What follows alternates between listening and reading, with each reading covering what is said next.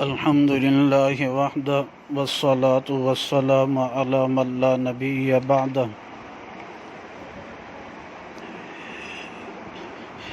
ایک مشہور سوال کیا جاتا ہے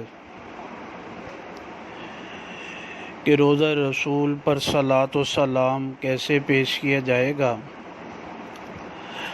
اور کیا نبی پاک صلی اللہ علیہ وسلم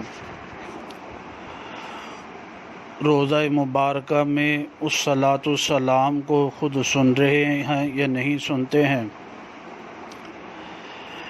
حدیث مبارکہ میں آتا ہے، ان ابی ہریرہ رضی اللہ تعالی عنہ قال قال رسول اللہ صلی اللہ علیہ وسلم من صلی علی عند قبری سمعتہ، کہ جس نے میری قبر کے پاس مجھ پر درود پڑھا، سمعتہ میں اس کو سنتا ہوں، ومن صلی علی نائیا ابلغتہ،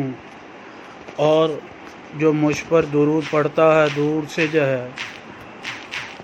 وہ درود مجھے پہنچایا جاتا ہے۔ اس حدیث مبارکہ کو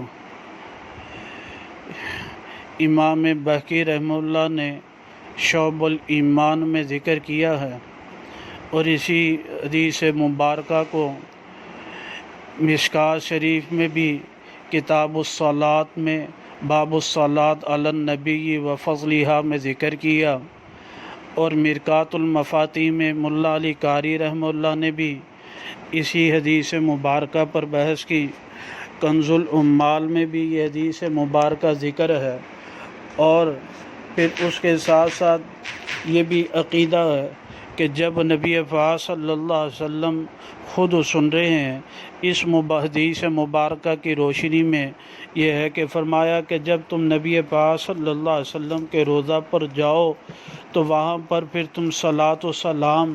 اس انداز سے پیش کرو گے کہ کہو گے السلام علیک یا نبی اللہ، السلام علیک یا رسول اللہ، کیونکہ اللہ کے نبی خود سن رہے ہیں۔ اللہ سبحانہ تعالیٰ اس پر عمل کی اور عقیدہ کو درست رکھنے کی توفیق نصیب فرمائے۔ اور یہ جو میں نے باتیں کی ہیں، روایات مبارکہ بیان کی ہیں، یہ جو روایات مبارکہ اس کلپ کے اندر جو ہے وہ ان کتابوں کے تصاویر جو ہے وہ پیچھے جو ہے وہ ذکر کہ اس میں شیئر کر دی جائے گی۔ مدرسہ صحابہ صفہ لاہور کی۔ الحمد للہ وحدہ والصلاة والسلام علی من لا نبی بعدہ۔